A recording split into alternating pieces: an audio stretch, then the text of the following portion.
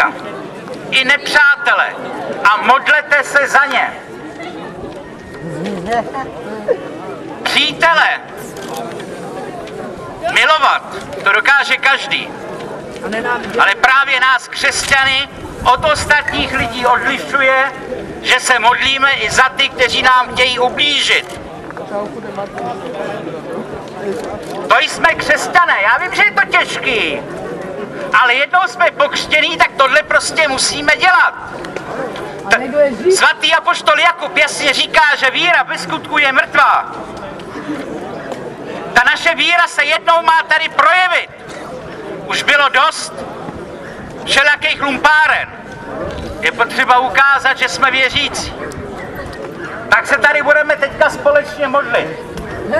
Mám tady kolegu, který přijel dokonce zdaleka z Vysočiny, je z církve evangelické, tamhle stojí dole s kytárou, tak nám taky pomůže zpívat.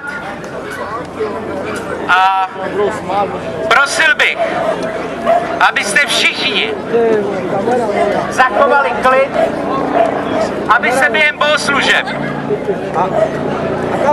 nikdo nevykřikoval a choval se prostě zbožně, tak jak jste zvyklí třeba při křtu se chovat, abyste se chovali tak dneska i nyní.